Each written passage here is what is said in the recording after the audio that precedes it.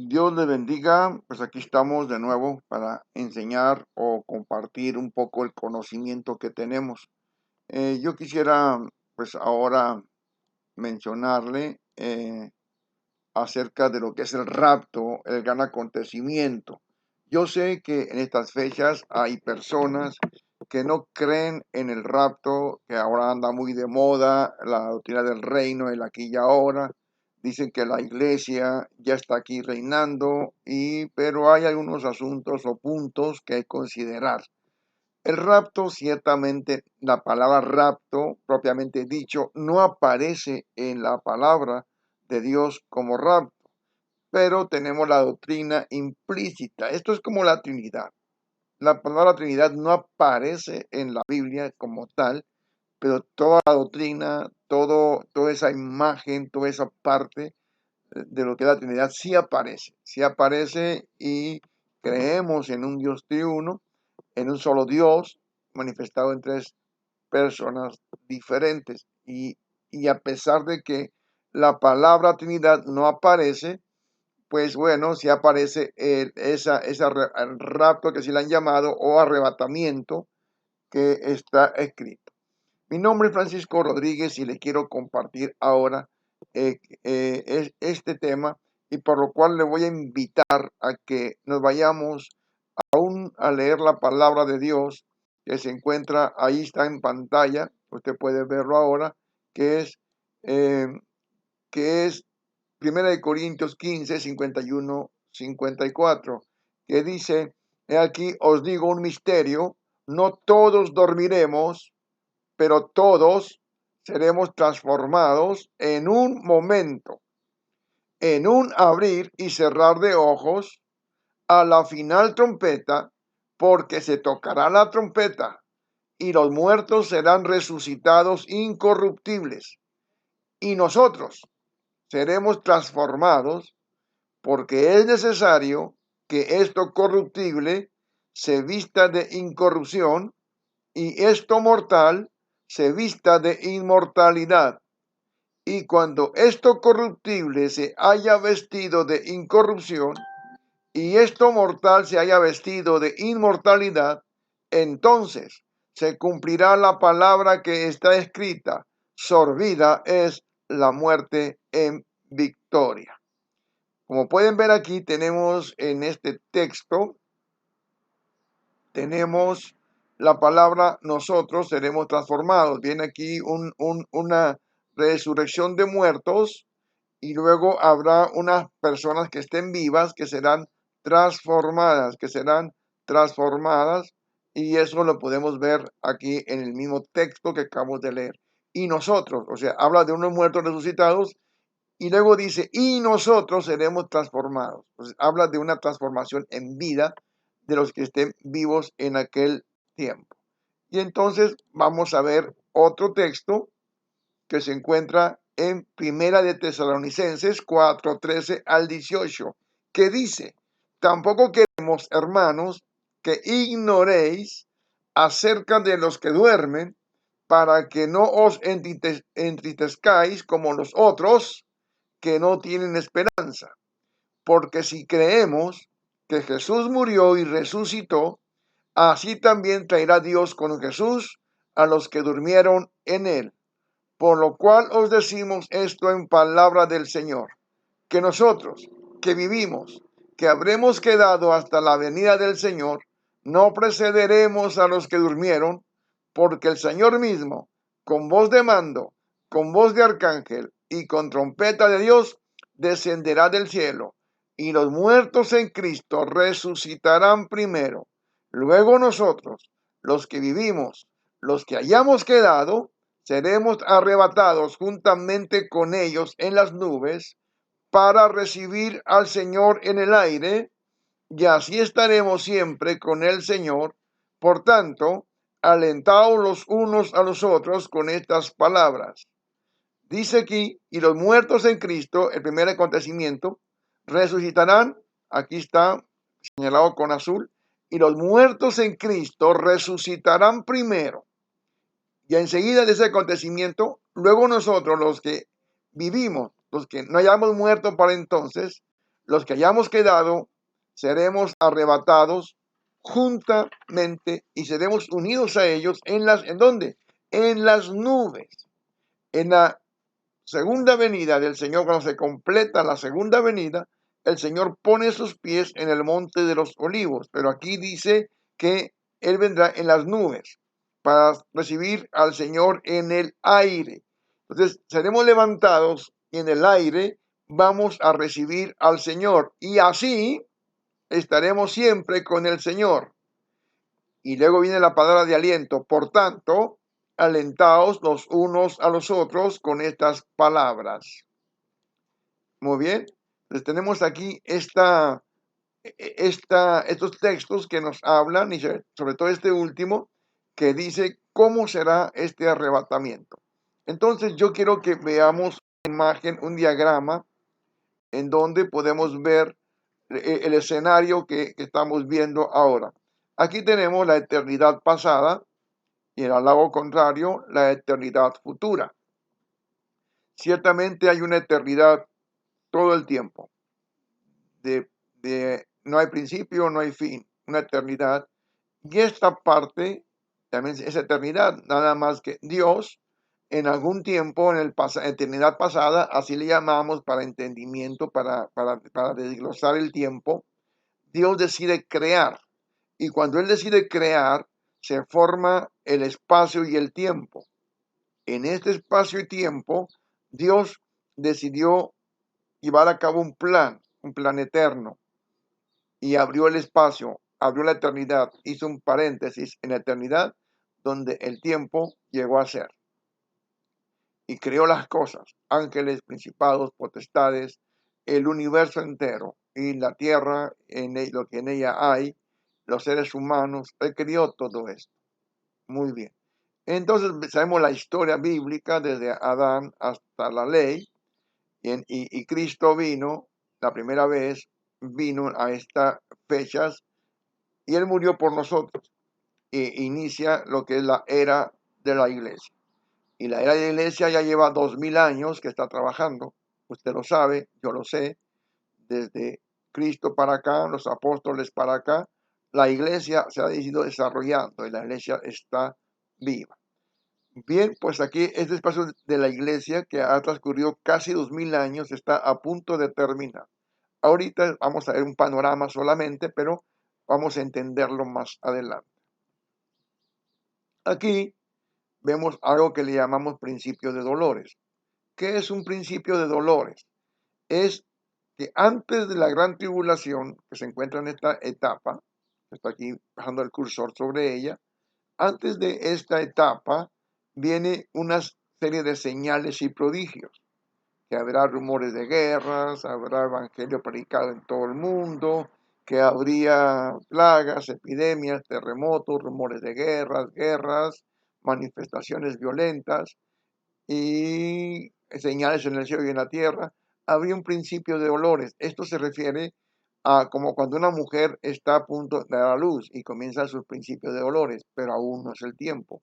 Este es el tiempo de dar a luz, lo que el Señor había entendido. Es necesario que esto ocurra, porque al esto ocurrir se cumple el plan de Dios y vamos a verlo después cuando se abren los sellos, ¿verdad? Muy bien, entonces aquí está a punto, aquí estamos ahorita en este espacio, estamos a punto de terminar la era de la iglesia, una dispensación que está a punto de terminar. Lo que hace un rato leíamos es que el Señor vendrá, Cristo vendrá y en el aire levantará a su pueblo que le está esperando. Hay que tener en cuenta que hay mucho pueblo real, hay mucho pueblo nominal llamado paja, y hay gente que no tiene cuenta a Dios, simplemente lo tiene por nombre o no lo tiene. Entonces, dentro de la iglesia tenemos dos tipos de personas, lo que es el trigo y lo que es la paja. El trigo es el que será levantado, la paja se quedará. Entonces, la paja es aquello que no está funcionando, aquello que no es alimento, aquello que no es el trigo del Señor. Entonces, en las iglesias tenemos trigo. Bien, vamos entonces a ver aquí cómo somos arrebatados. En lo que somos arrebatados, en el cielo o en el lugar donde el Señor nos lleve, habrá un tribunal que habla y Pablo, que es el tribunal de Cristo, porque dice, sin duda, todos compareceremos ante el tribunal de Cristo. En esto también vamos a verlo después, qué significa el Bimá. Es un lugar alto, es un lugar donde seremos juzgados los cristianos, no para condenación, sino para ver lo inútil o lo útil de nuestras obras y lo que será desechado y lo que será tomado. Más adelante, en lo que transcurre aquí abajo la tribulación, en el cielo también se lleva el juicio de los cristianos y se lleva unas bodas del Cordero. Este juicio es purificación, donde el Señor quita lo inútil de nosotros, nos quita. Algunos sufrirán pérdida, algunos harán lamentación, pero a final de cuentas seremos purificados a las bodas del Cordero. ¿Ok?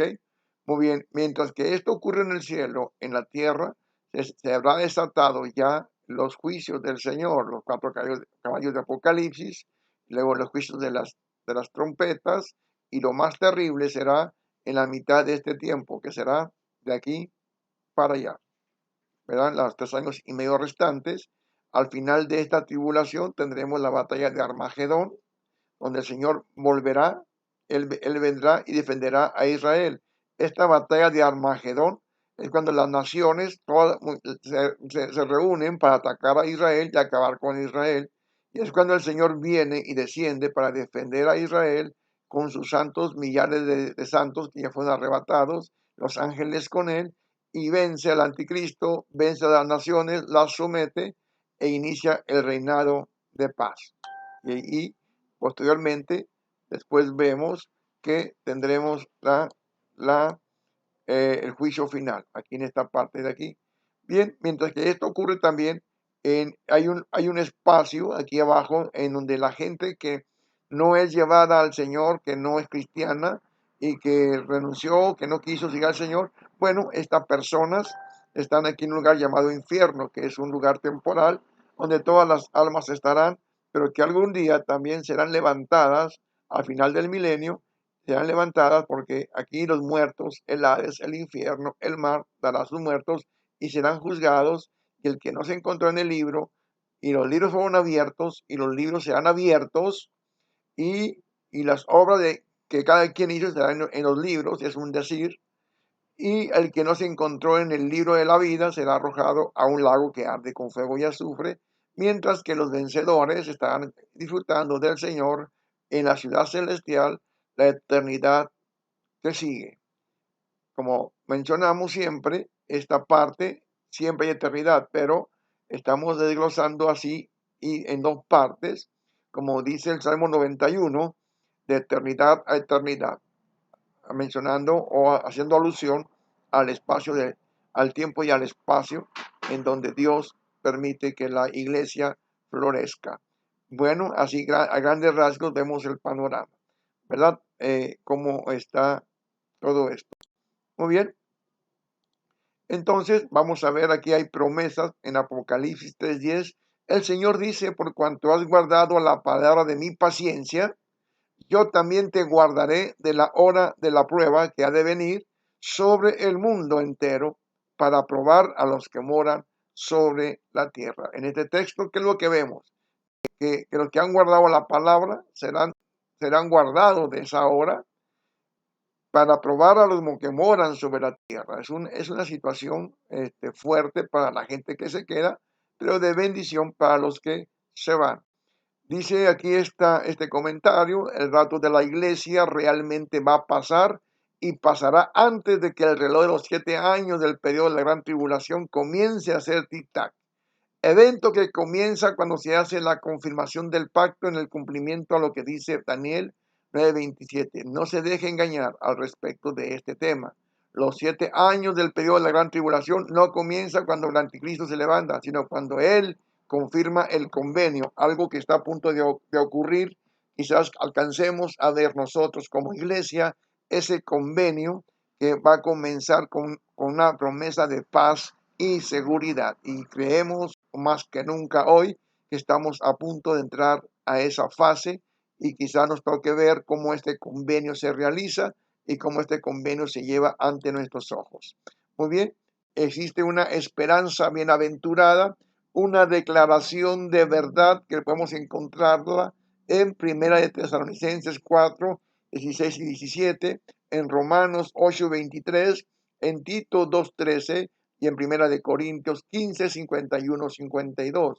La resurrección de los muertos, de los que han muerto en Cristo, y el arrebatamiento junto con los que estén vivos a la venida del Señor es la esperanza inminente y bienaventurada de la iglesia, que es una doctrina que fue olvidada o que fue hecha a un ladito por muchas corrientes, pero la doctrina de la inminencia del Señor, que Él vendrá como ladrón en la noche, y en donde Él advierte a su iglesia que se ponga a velar, y es una esperanza inminente y es bienaventurada de que es una que le traerá felicidad, que le traerá gozo.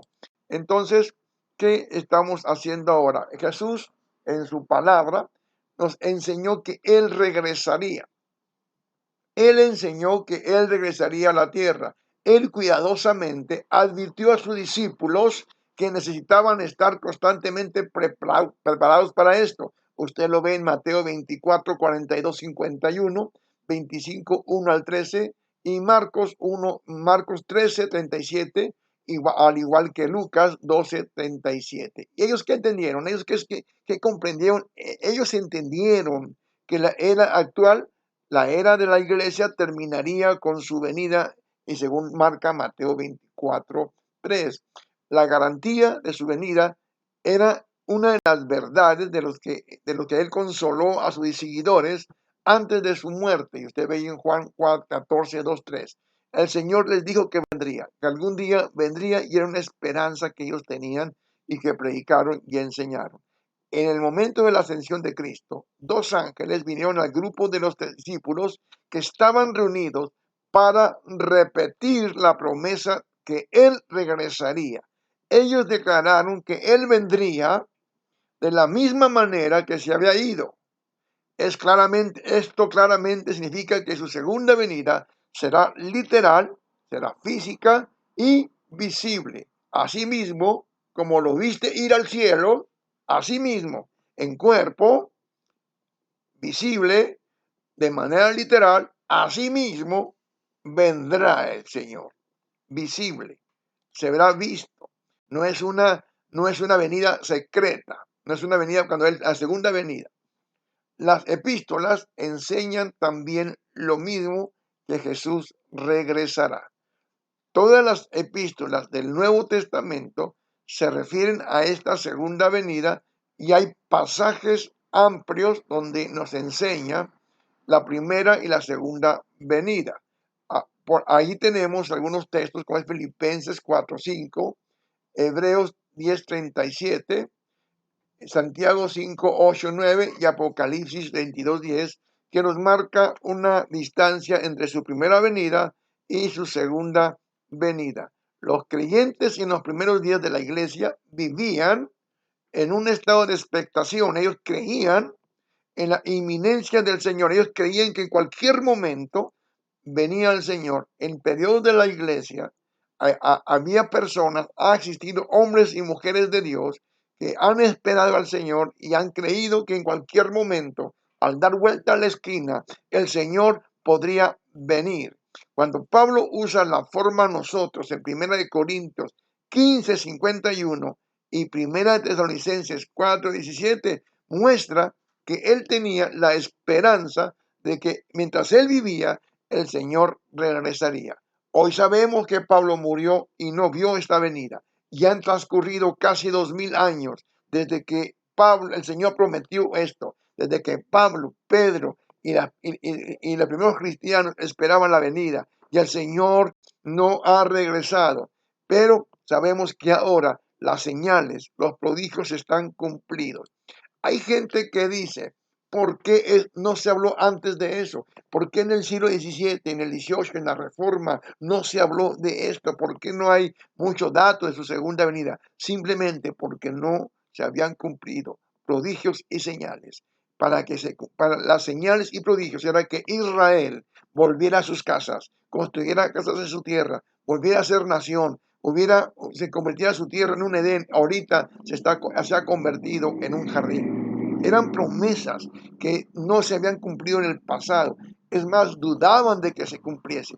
Pensaban que era simbólico. Ahora vemos que lo que el Señor prometió en toda la Biblia, que Israel sería nación, sería dispersada y luego sería nación, es literal.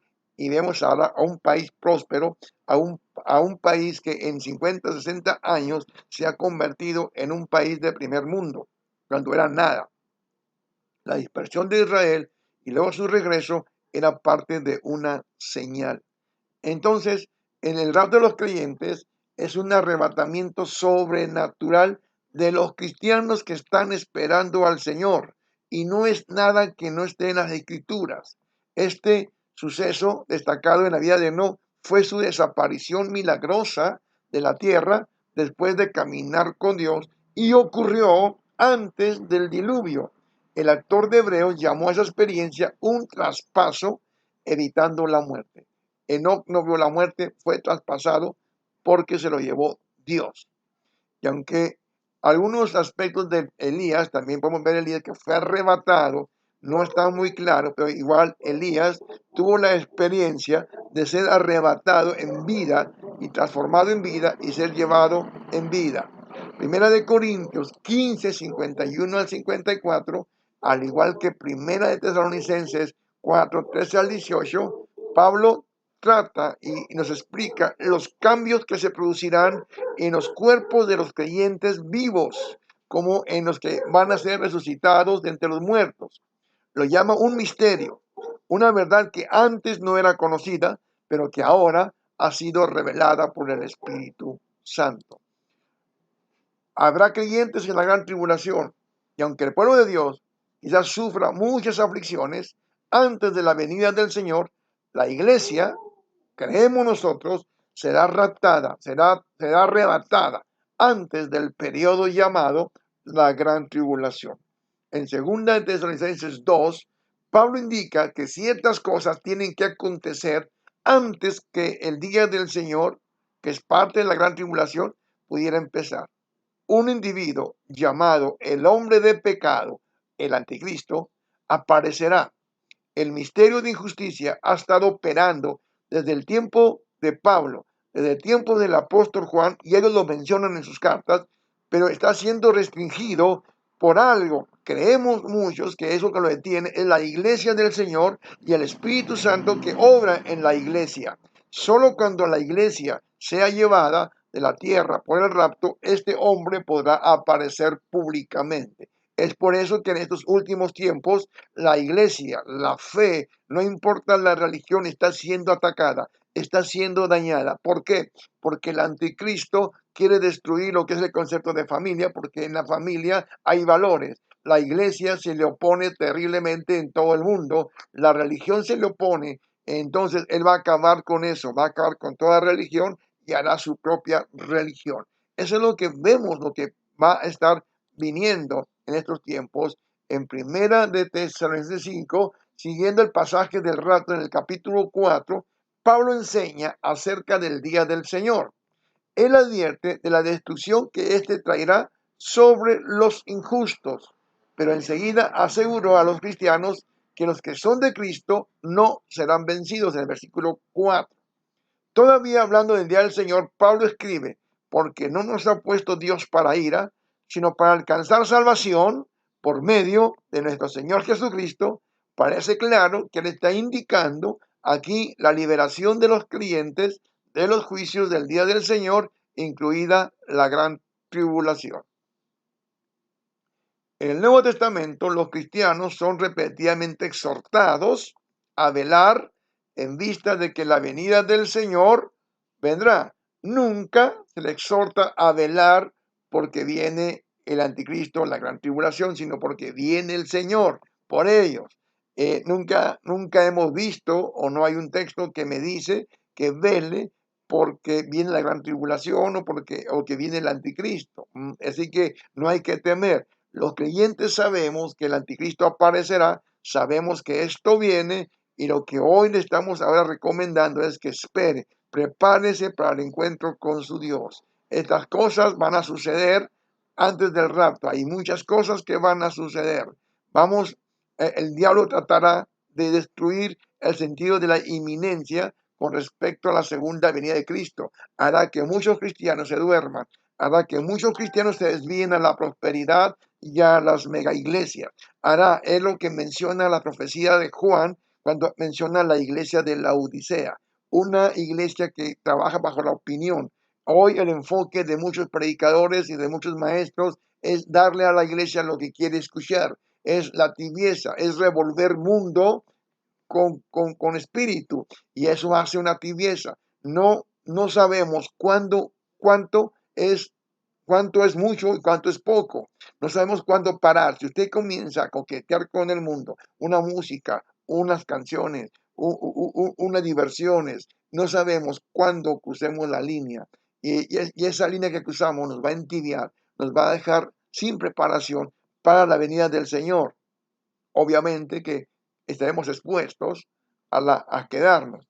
Muy bien, los creyentes hemos recibido instrucciones de que tenemos que esperar de los cielos a su Hijo, no la gran tribulación.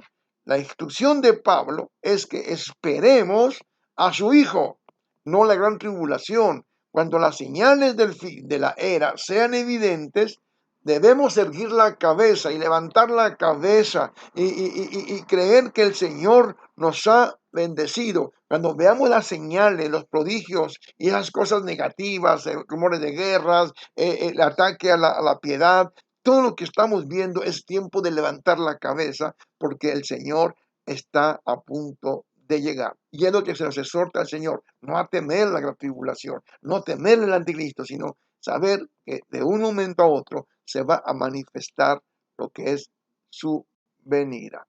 Así que, pues seguimos en esta maravillosa verdad. ¿Qué señales habrá de su venida? La segunda venida del Señor se manifestarán antes de la llegada pública. ¿Por qué creemos esto? Porque creemos esto. La segunda venida del Señor podemos llamarle que comienza con el arrebatamiento y termina con su posición. Todas las señales se cumplen, pero antes de que Él ponga los pies en la tierra, antes que nada, tienen que cumplirse ciertas señales antes de que públicamente Él venga y tiene que haber un rapto antes de esto. Cualquier enseñanza que ciertos hechos tienen que acontecer antes del rapto no está en armonía con la doctrina de la inminencia. La inminencia es que vendrá como ladrón en la noche. Es consecuente con los tratos de Dios con su pueblo en el Antiguo Testamento creer que la iglesia será llevada del mundo antes de la gran tribulación, y Dios no mandó el diluvio hasta que Noé y su familia estuvieron seguros dentro del arca. No destruyó a Sodoma hasta que Lot salió. No va a mandar la tribulación hasta que no ponga en seguro a su pueblo que le espera, pero que le espera. Dice, bienaventurados los que aman y esperan la venida del Señor. La Biblia se refiere de un rapto que es pretribulación en todas las enseñanzas de la segunda venida. En el Nuevo Testamento, la inminencia se enfatiza al interponer otros sucesos antes del rapto, y esto viola algunas enseñanzas. ¿Quiénes irán? Hay una iglesia diferente entre la verdadera iglesia y la iglesia profesante. La iglesia verdadera la componen todos aquellos que en esta era han recibido a Cristo como Salvador y tienen frutos dignos de arrepentimiento. La iglesia profesante está compuesta de todos aquellos que hacen profesión de recibir a Cristo sin que realmente lo reciban. Y solo la verdadera iglesia será arrebatada. El traslado levantará no a todos los que hacen profesión de fe en Cristo, sino a todos aquellos que hayan nacido de nuevo y hayan recibido la vida. La parte incrédula y o apóstata de la iglesia visible, los incrédulos del mundo gentil y los incrédulos de la nación de Israel pasarán por la gran tribulación. Mientras los cristianos esperan con alegría la venida del Señor, es bueno recordarles la palabra de Pablo a Tito, porque la gracia de Dios se ha manifestado para salvación a todos los hombres, enseñándonos que renunciando a la impiedad y a los deseos mundanos, vivamos en este siglo sobria, justa y piadosamente, aguardando la esperanza bienaventurada y la manifestación gloriosa de nuestro gran Dios y Salvador Jesucristo, quien se dio a sí mismo por nosotros para redimirnos de toda iniquidad y purificar para sí un pueblo propio, celoso de buenas obras. Tito 2:11 al 14. He aquí, yo vengo pronto, y mi galardón conmigo, para recompensar a cada uno según sea su obra. Yo soy el Alfa y el Omega, el principio y el fin, el primero y el último. Bienaventurados los que lavan sus ropas para tener derecho al árbol de la vida y para entrar por las puertas en la ciudad. Apocalipsis 22:12 al 14. Que el Señor les bendiga, Dios les guarde, y en este breve panorama espero que usted tenga las herramientas o tenga la inspiración para prepararse para esta venida del Señor. Que Dios le bendiga, Dios le guarde.